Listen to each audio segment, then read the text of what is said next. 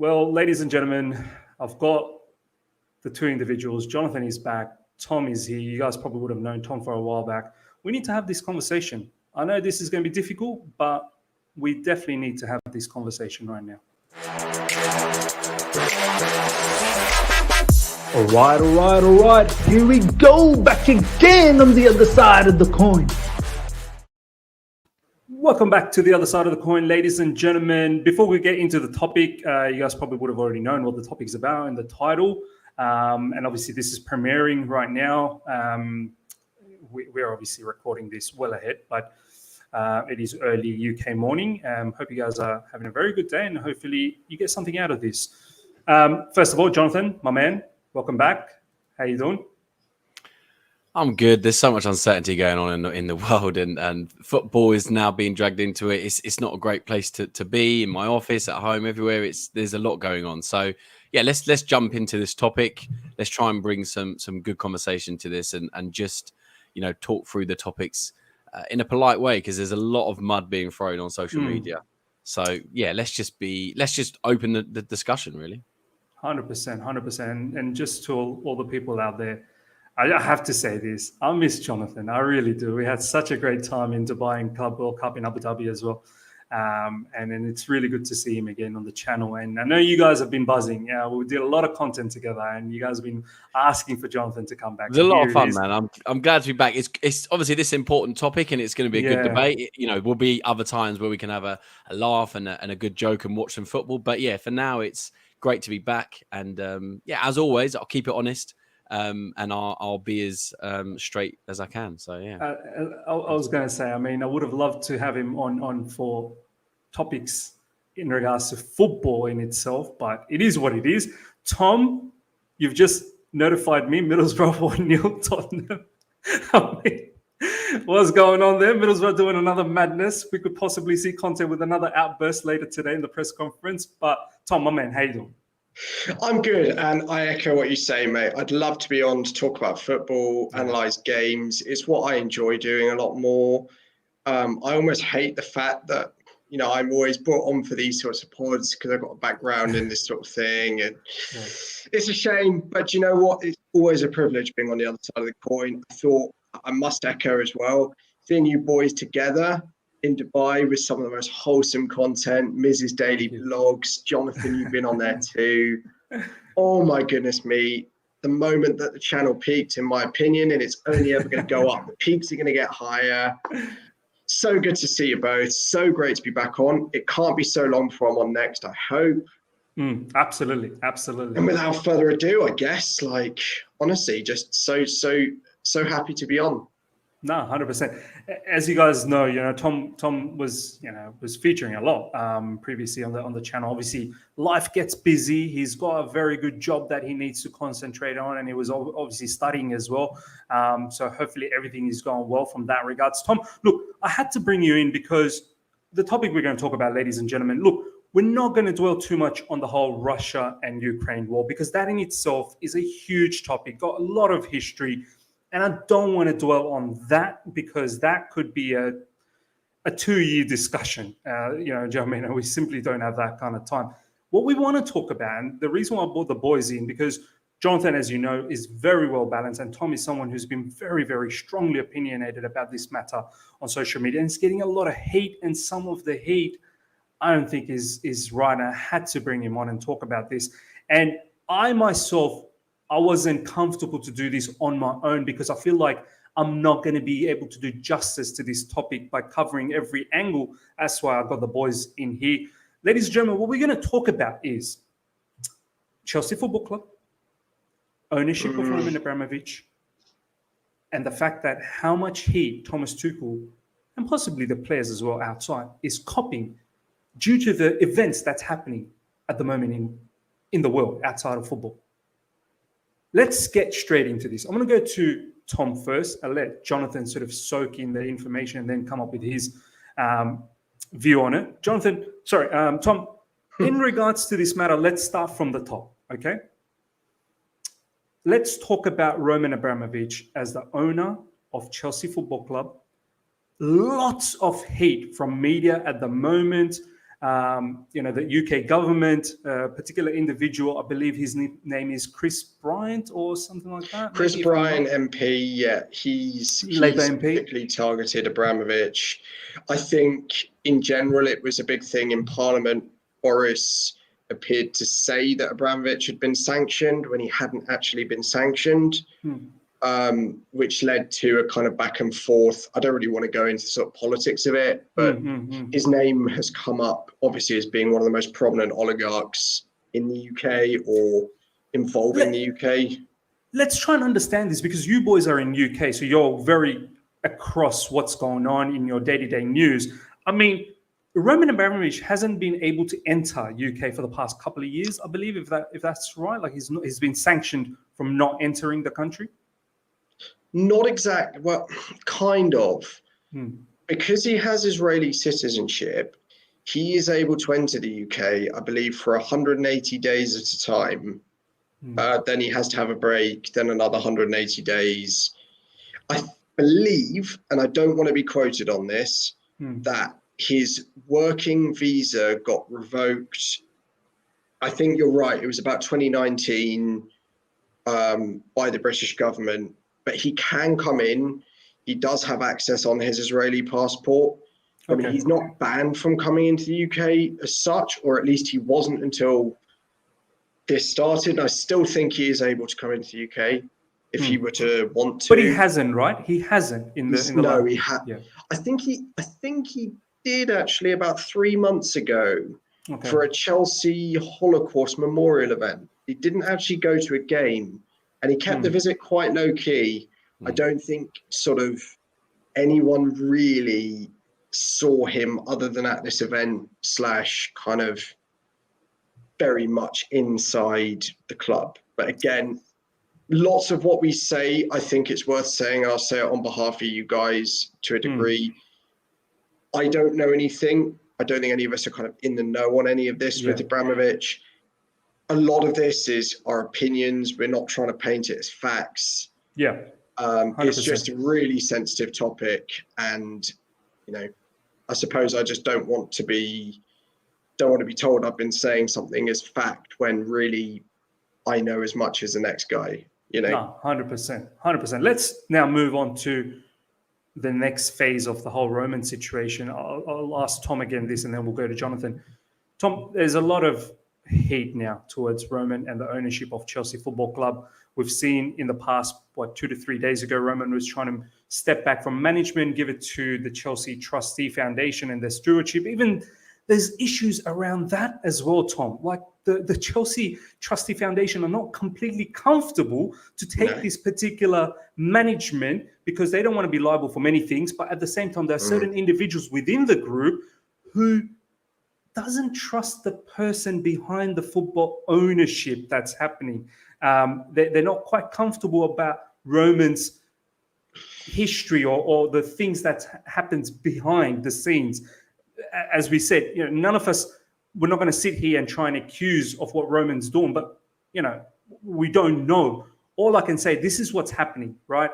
So, Tom, from your perspective, a lot of hate, there's talks about his property is getting, seized and he's going to be forced to sell. There's heavy sanctions that's going to be laid on him because the UK government believes he's connected to the whole situation of the Ukraine-Russia war.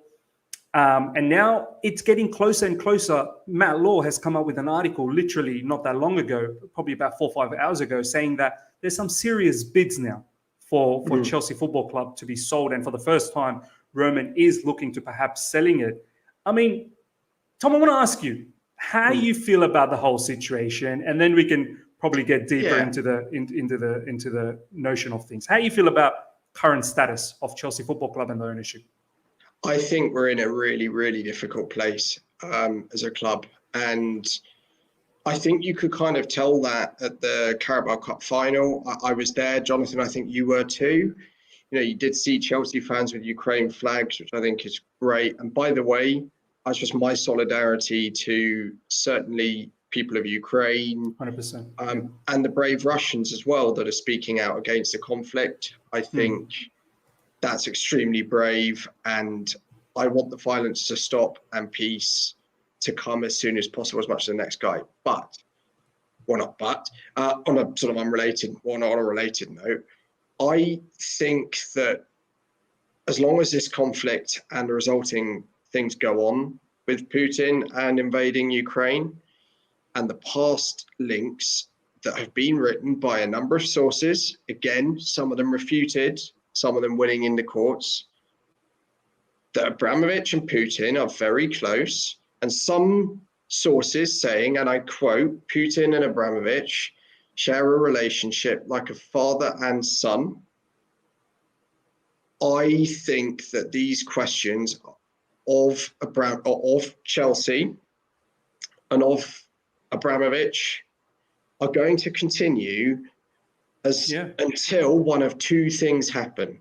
The first thing is that Abramovich comes out and says he's not linked to Putin, he condemns the war, and he is actively looking for a settlement as soon as possible. And yes, stories have come out, he has supported, or he's been leading a peace effort, which, if it's true, and nothing to suggest it's not, is a great thing. But I think the questions will continue till there is a more strong stance. Or secondly, Roman sells the club. And for me, given how Roman has acted in the past and the way he didn't really, in trying to hand the club over to the charity trustees, which there are a lot of questions over because it may not even be legal under British charity law. Again, I don't want to go into the technicalities because I don't. It may not be legal for them to own a club. Yeah, is that right? It's basically yes. That if you're a trustee of a charity, to have control over those assets in a kind of profit-making institution, it's not something that I know that there's been a report to the British Charity Commission regarding it. So watch this space, by the way, even if they do agree. You're right. It goes against these sort of entities, right? Charitable organizations are not really there to make profit. Like it's a not-for-profit organization, right? Charities. And Chelsea Football Club is a business in the technical term, regardless of how much money Roman's lost within the club or is not looking at getting back. But that's just the technical term. But basically, for me, and I've had to think about this. I've studied international relations, but also I've been abroad. I've studied abroad and stuff. I struggle to accept and condone Abramovich's ownership of Chelsea Football Club whilst this current situation is ongoing and is... For me, it's not going to go away, Tom. I don't think it's one of those incidents that, do you know what? Give it about 2-3 weeks, people are going to forget about it. I think we are seriously in the mud now with this situation. Johnathan, let's bring you in, my man. You've heard what Tom had to say. He feels there's two real options at the moment. Either Roman comes out publicly, which I don't even remember last time he's ever come out in public and has actually made a statement. Now, I don't even know how Roman sounds in public, to be honest. I've not ever heard Roman Abramovich say anything. So I'm not sure whether that's going to happen. But as Tom said, it's either he's got to come out and make a statement and say, I'm not involved in any of this, so on and so forth. And I'm actually actively trying to make amends and whatnot. Or he's going to have to sell. I mean, Johnathan, how you feel about the situation that's happening? So much scrutiny about the ownership. Pundits are coming out left, right, and center and actually attacking Chelsea Football Club, saying, how could you guys do that? How could Chelsea owners do that? They're mocking the fact that, Roman was passing on the management to the trustee. They find the whole thing very shambolic, so on and so forth. Johnathan, what's your take on all this?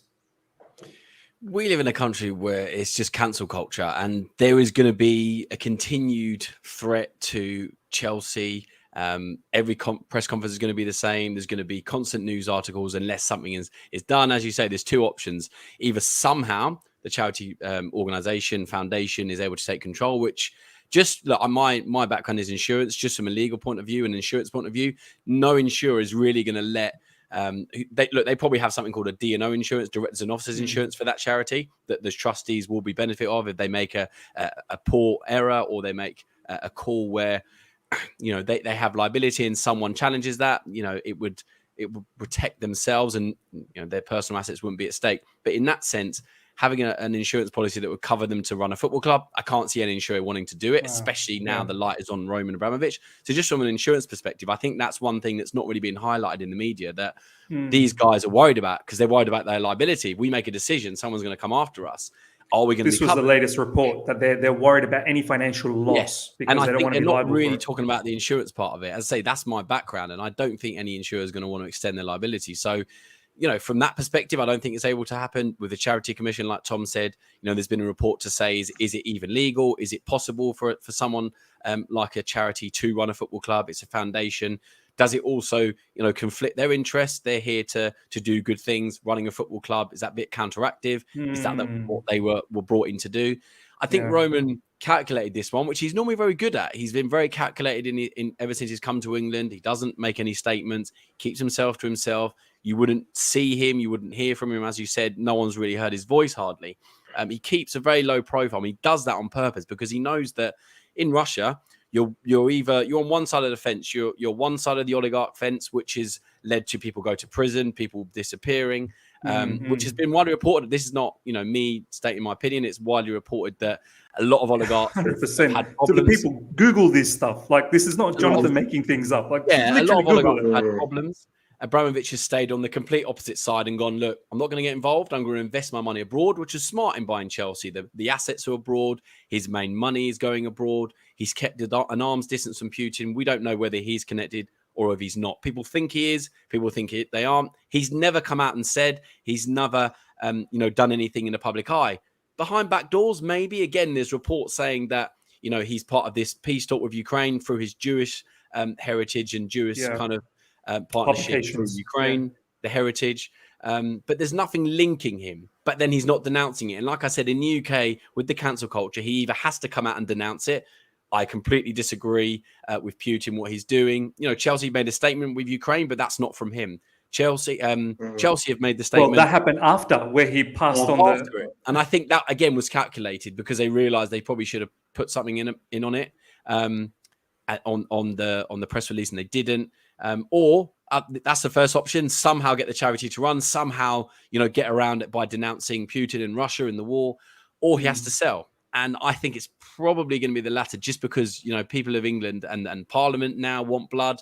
To be name dropped more than once in government is, from an oligarch that is very under the radar. That takes something. We're getting sanctions left, right, and centre in the UK from America, from EU. Everything is dropping. So, they're saying it's got to happen. He's got to relinquish ownership, and I think he thought this was going to work. The Charity Commission, maybe it was a quick decision that wasn't thought out in the legal sense with the lawyers. It was a rush decision, but it was one to try and take the limelight off. As I said, he's a shrewd businessman, and ever since he's bought Chelsea, I remember I was sleeping. Ken Bates sold it to Roman Abramovich. My dad came up and said, "Oh, we've just been bought by a Russian oligarch," and I'm like, "What's a Russian oligarch?" I'm 2003. I'm 19 years younger. I'm 11 years old. And then you look into it, and my dad's probably the same opinion. A lot of things with Chelsea fans and with fans all over the world, with football, with anything, it's better not to look into, because people don't really want to know where things are coming from, where money's coming from. That it's better left that stone unturned. And I think that's what a lot of Chelsea fans have done. I've never publicly come out, as a lot of people do on social media, and say, So true. Abramovich is the best owner. No denying. He's pumped money into us. We've now won it all. We actually have. We're now one of the most successful sides since he bought us. We're now world renowned. But I say, I've never come out and said anything, because look, I don't agree with how these people get their money.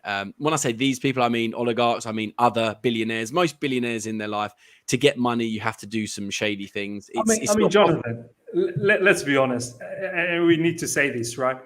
When you're that level of wealth, there's got to be especially with oil, to get the pipelines, to get people out of land that you need. As I said, it's just there. And oil is such a commodity for the economy. You're bound to be involved with the government, because Of course, they look, he need was to. involved when they were buying shares, $1 a pound or whatever it was, for each share when it was ridiculously discounted. As I say, there's a lot of shadiness, but I've always tried to focus on the football because I don't like, with footballers have issues outside of football. I like to focus on the football. I don't think about the individual. And John Terry had his issues. We've had issues with other players. I always try and look at the football because for me, I watch Chelsea to watch Chelsea. I don't watch it for anything else. But with this, as I said, I've been one of those people that have in the background just not really done too much because he's not got in the limelight. Chelsea being run by an oligarch has provided a lot of success and a lot of happiness for us. But yes, the ownership probably not that legitimate. But then if you look in the whole thing and you look at sports washing in general, the amount of now overseas revenue that Premier League gets, the rights are now surpass the UK. So you look at the foreign income we're getting, you look at Man City, you look at PSG, you look at all of these other clubs that are run by rich billionaires. It's all sports washing. And England, whether it's through TV rights, every club is getting some of that sports washing, through Gazprom, with UEFA, the money that these clubs are getting in. So even though they're directly owned by an oligarch, they're getting sport wash money from, the Qataris, the Saudis, the Russians. They're getting it somehow. So it's a bit rich for some clubs of fans to come and say, "Oh, Chelsea are the problem." Yeah. It's a problem holistically. It's a problem throughout the whole of football, but not just football, through politics. You can buy a UK visa if you invest £1 million into in this economy in a short space of time, which is how Abramovich originally got his visa, through an investor's visa. It then had issues because there was tensions in 2018 between Russia and the UK. He then decided to cancel his visa. He got Jewish partner, through his Jewish heritage, he got an Israeli passport, which is how he then came into the UK in his last visit.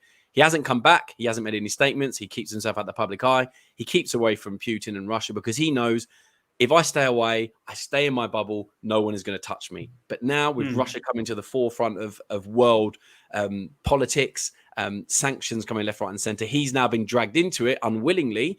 And I think he's going to be forced to, unfortunately, sell purely because of the pressure. But as I said, sports washing is a problem. There's worldwide corruption in every country, in every line of business. Football is not just the problem. The UK government have to look into, all of the MPs that have got money from these people. It's not just Chelsea Football Club. All of the MPs, I'm sure there's a lot of, check their bank accounts. Do the audit on their bank accounts. Washing. So I just think it's easy to point fingers at Chelsea. It's easy to point fingers at certain people. We allow for certain political statements to be made on Ukraine. We didn't allow it for other things. I'm not going to mention names. We know there's been some things that people have been sanctioned for. For this, it seems to be okay. We pick and choose what we allow to politicize in football and to make issues. And for me, it's a shame because something has to happen, and it's going to cause a lot of problems. But there's as I say, we're not going to get into it. There's a lot of problems going on in other parts of the world that are much worse than a football club being run by an oligarch. And something must happen, but. My thoughts are with other people. This is a simple issue that is either two ways, charity somehow or being sold. So, 100%. Yeah, it's I want to say this. Sorry to cut in. No, go on, man. Say this charity thing works out and he can pass the day-to-day running of the club nominally to the Chelsea FC Foundation trustees. I don't think that this conversation is going to go away, especially as long as a conflict goes on. Because Roman will still effectively be owning the club. He's still putting money in. He'll still be able to loan the club money. So even if that works and it goes to plan from an operational perspective, these questions aren't going to go away. It's the money, isn't it? And that's Tom, the problem. Media, you both know it very well, especially in UK and media in general. But in UK, once they sense blood, they are sharks. They will destroy you. They will literally destroy you. I mean, let's talk about this situation now. Tom, you've been getting a lot of hate in recent times. Yeah, I have, yeah. And let's talk a little bit about that because now we're into that area. What I want to say is Roman's done a lot of good stuff for us. Yes. As Johnathan said, we've won it all. And he's made us the football club that we are now. But Tom, you're at a stage, and I feel like sometimes maybe I'm as well in that same stage as well, and maybe perhaps Johnathan as well, that it's probably come to a stage where I think Roman is going to be forced to sell because we're not going to be able to get rid of these attention away from our club because we are so knee deep into it. I mean, Tom, how do you feel about, because of the heat? Obviously, you said in social media that you're in a position where you feel it is probably time now for him to sell. Do you want to perhaps talk a little bit about that? Yeah, and look, I agree. I was interviewed by a journalist the other day regarding my view as a fan on this, especially with my background. As say, having done some international relations and some economics, not all that long ago, and we have to commend the work the club's done on certainly on combating anti-Semitism, on helping the NHS during the pandemic. I think those are the two things I look at specifically. Also, stuff like helping the women's team become a massive powerhouse. We didn't furlough anyone. Do you know what I mean? No one lost furlough jobs. anyone yet? No. And again, one of the first clubs to come out and guarantee that. And these are all good things. But for me, and Johnathan, you used the term cancel culture, and I've certainly seen a lot of that in the last few years. If it is true, what people have written, that Roman Abramovich is very close to Putin, or at least has been, and has been in communication with him throughout the last sort of 6 months or even 3 months, I think he's not fit to own a football club within these shores.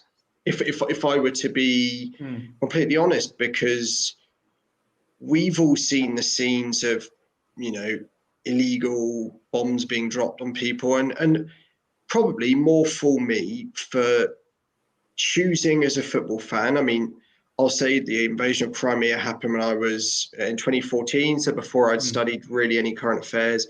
Georgia was 2008, I was 10 years old. More for me for not bringing this stuff up earlier, and for being led down the garden path of saying Roman's an amazing owner. And from a footballing side, I think he is. I think he's been an amazing owner. But and as well, I'm going to add, I don't necessarily buy this narrative that every billionaire has necessarily done bad or unethical things. I think that's a very general statement. I don't want this to be a slant on billionaires, because for loads of reasons. And also, I don't like comparisons being made. People saying to me, oh, but what if it means we get taken over by somebody like the Fenway Sports Group who don't really care and want a Super League? And for me, as much as I don't want that, I'd have to take that over somebody that has been in touch with a leader who has led to innocent civilians losing their lives.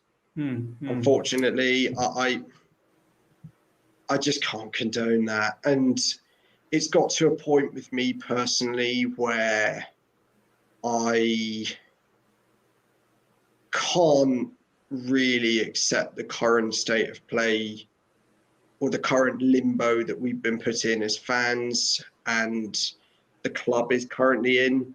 I mean, look at Thomas Tuchel as well, Tom. I don't know if you saw the press. I thought he was close to tears. He was like, stop it. You need to stop asking me these questions. No. And we know that he's fallen out with owners over things like, the bombing in Dortmund before, but actually I think this is far more serious. And it's completely I didn't know about that. Was there an untenable. issue in Dortmund? So he fell out with the Dortmund owner. I don't know if you remember a Champions League quarter-final against Monaco when the Dortmund bus was bombed, yes, and they were made to play the game the next day. Yeah, I remember that. Yeah, Tuchel didn't like it. The board basically pressured him to play the game the day after. He didn't like it, and the relationship was never really repaired. See, this is what I'm worried about, Tom, that they're going to pressure Tuchel to do things that he may not be comfortable in saying or doing. Do you know what I mean? Yeah, and for me, those questions are Thomas Tuchel as a football coach. His background is in football. Yes, he has, he's a very able man, and he's one of the most intelligent men, I've encountered, in terms of football, in terms of sport, in terms of events. But the man is not, it is grossly unfair to expect him to have to answer questions on this on not even a weekly basis, every 3-4 days when he has a press conference. Every conference is not about football. It's about the war in Roman. And it's going to keep coming. And and this isn't about it. Look, I'm not saying Roman sell up so he saved Thomas Tuchel. It's about far much more than that. But his situation today shows to me why the club, employees of the club, from Tuchel as manager to coaching staff to I'm sure even players, Tom, staff, outside of football, I'm sure the players are getting questioned as well. Do you know what I mean? to receptionists, to anyone who is an employee of Chelsea Football Club is going to receive consistent and completely unfair questioning of their morality, whether they condone taking money off somebody who they claim may be responsible for this. Yeah. This situation, in my opinion, is not tenable. And that's the position I'm at. And it's really sad because Roman's Chelsea have given me some of the best days of my life. And I am the first to say, if you take everything to do with Roman's other side, his business dealings, his may or may not have links to leadership in Russia, you take all that out and look at just the work he's done at Chelsea Football Club. He has been one of the best owners of a football club that I've seen. Best. But can you really, really ignore the noise when people are dying right now? Countries are getting run into and invaded? Because for me, I can't. Football is and I hate to quote Jurgen Klopp, especially they've beaten us in a cup final 3 days ago or 2 days ago. Of all the unimportant things, football is the most important. People are dying right now due to an act of aggression that Roman may or may not be behind. No, well said, man. Well said. Johnathan, let's get to the final situation of this, just taking what Tom said. And I'm starting to see this, and I've said this on my channel, and I know you've been watching a couple of my recent videos, Johnathan, and I've said it. All of this stuff that's happening is only going one way. Roman's going to be forced to sell because Thomas Tuchel is now at a tipping point as well with the press conference. I'm pretty sure the players outside of the field are constantly getting asked questions. They must be confused as well what's going on. Some of these players probably can't even comprehend how deep this situation is. As Tom was also saying, staff members, admin people. I mean, Johnathan, from your perspective, is it just unattainable at the moment that something's got to give, and it looks like it's going to be Roman who's going to have to let go of the ownership? I mean, is that where you are at the moment with how it's domino affecting other stakeholders? The rumours are true that we are accepting, or we're entertaining bids. We're getting bids. People are offering sums of money. Look, he's 1.5 billion loaned through his holding group, which will be paid back upon sale. So even if he gets 2.5 billion, I don't think the money's an issue. I think it's getting his debt back and getting back out of the limelight if he is to sell. And just because he will probably be forced to or be sanctioned, there'll be something that triggers in his brain or through his business circle that says, look, something's got to be done here. And if someone's offering you 2.5 billion, you still net in £1 billion, to get rid of a big problem. His public figure status in the UK, albeit not very public, has kept him immune from any criticism of Russia and kept him out of Putin's fireline. So again, we don't know whether he is or isn't connected. And that's why people want him to denounce it. This, as I said, I go back to the UK government, I go back to the UK media. Everything is going around about how Chelsea are a horrible club. The fans are horrible for supporting them. We're not. This is what bothers me. This is what bothers me, Johnathan. And this is why something, I mean, you would have noticed in the final, right, Johnathan, that everyone was saying it's the world against Chelsea. Like, Chelsea can't win. Whether they lose, it's still a horrible club. If you win, you're run by a Russian. It's now being associated with a Russian is now very dangerous in the world because of what Putin's done. And again, not to get into politics, but I think, Abramovich has got to make a decision sooner rather than later, because this charity commission thing can't go on forever. The whereabouts of the running of the club, the UK government are going to continue to discuss it. There's going to be more sanctions. If he has all of his assets frozen, technically he can't put money in. His asset is then frozen now. He then can't sell it. So we're then in limbo. What then happens? Because if it gets to a point where, he is sanctioned, nothing can be done with his assets. He can't even sell Chelsea Football Club. So he's got to make a decision before that happens, because he won't get his money. And then we'll be in a horrible predicament. But again, look, football is football. We all love it. We all talk about it. And it's being detracted, the love of football because of the outside interferences, which I hate. I love to go to football to disconnect with the world. We all did during the pandemic. We've all, have an escapism with football. And now it's politics and all these other things are creeping in, and it's really, it's not showing the best of people. But as I said, I think something needs to be done.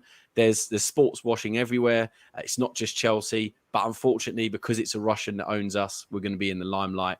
And my view is, if you're going to do it quickly before you're sanctioned, because I would hate to be in a situation where everything is frozen and he can't sell us, he can't put money in. We're gone. We're finished. There's only one thing I would say to that, and I agree with you about the sanctions and stuff.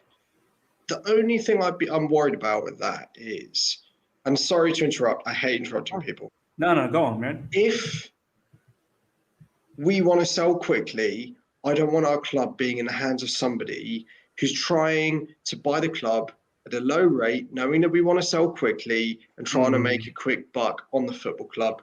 Because it's happened to other clubs, Sunderland being a particular example. And I appreciate not many people have the money that would need to buy Chelsea Football Club. But I don't want anyone coming in thinking they have a cut-price club.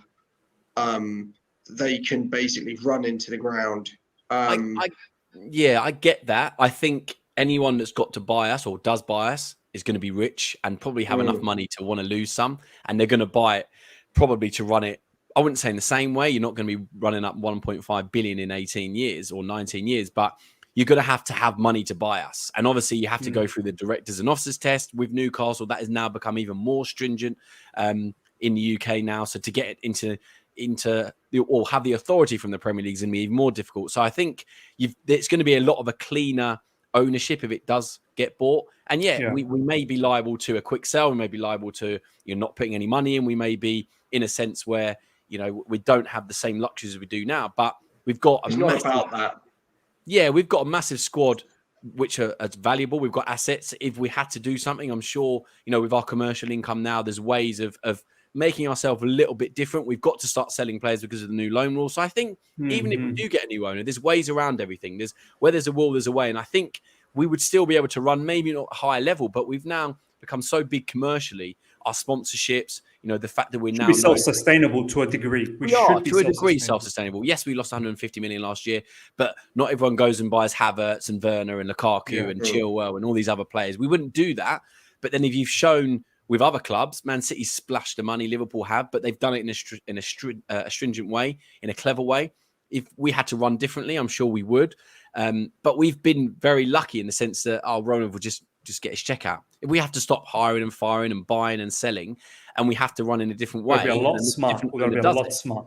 Yeah, we'd have to. I think that would be part of the course. But yeah, I think whoever buys this, we may see it may be negative, it may be positive, but we may be forced to doing it. I just don't see a way the charity gets to run us. I really don't. Yeah, no, I agree with you, Jonathan. It's sanctions. I think it's a bit beyond them as well. For them to, do you see the members that were involved in that charity? I think Emma Hayes was one of them.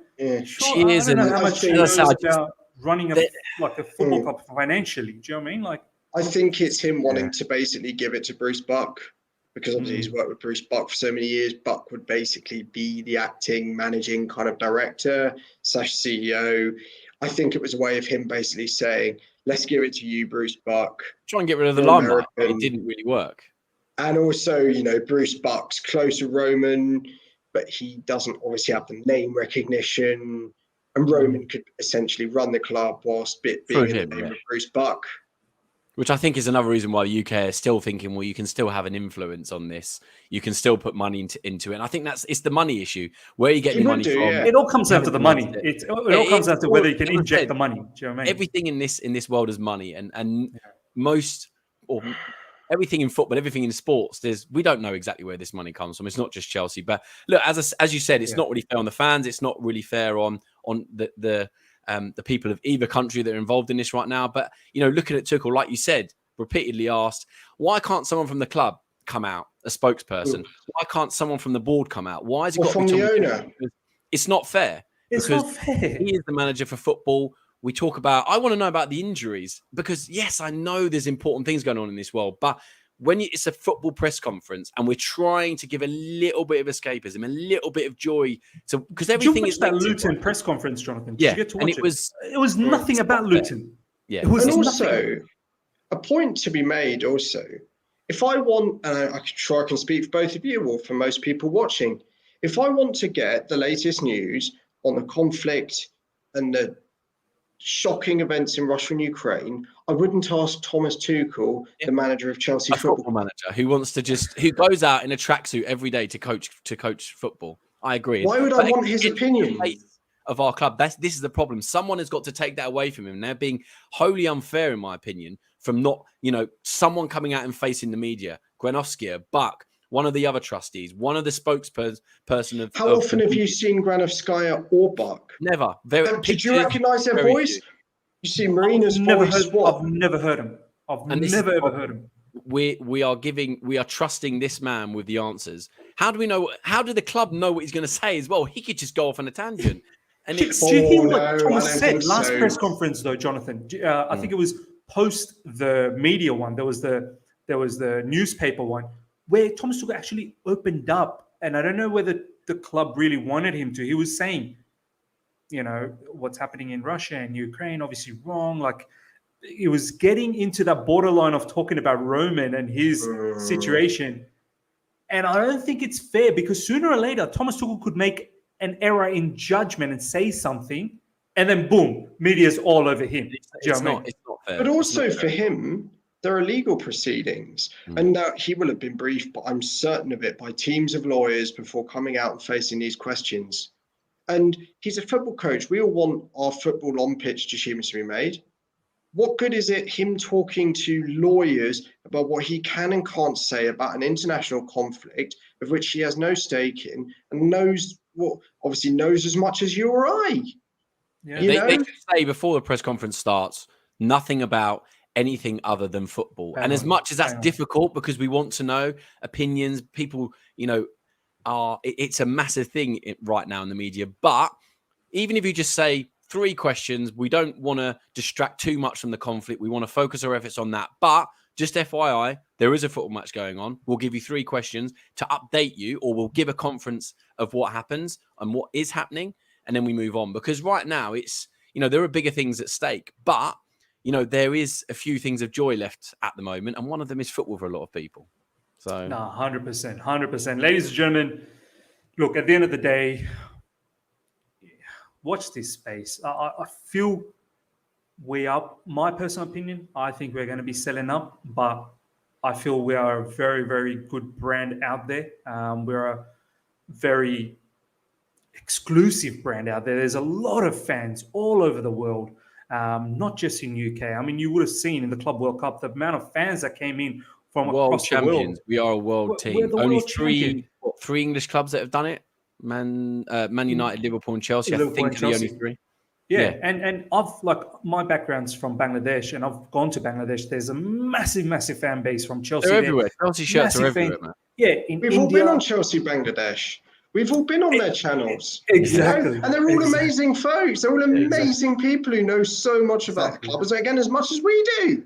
Exactly. So, ladies and gentlemen, I mean, don't be too worried. Whoever the next owner is, they will know they've got themselves a massive club, which, has a huge world presence, global presence. So, look, hope you guys have enjoyed this, ladies and gentlemen. Hope we've gave you guys some sort of clarity about certain things and how we feel, our opinions. We want to make sure that you guys get a lot of perspective and not just have a blinkers on sort of perspective your way. Understand how everyone's feeling, understand how Tom's feeling, understand how Jonathan's feeling, understand how I'm feeling, and then mix all of that together to come up with how you're feeling as well. So, ladies and gentlemen, hope you guys have enjoyed this. Make sure you check out the boys and their socials. Follow them on Twitter. 100% follow them, please. The links are in the description. And smash the like button if you're here for the first time. Subscribe. Hit the bell notification to stay in touch with all my content. Until next time, see ya.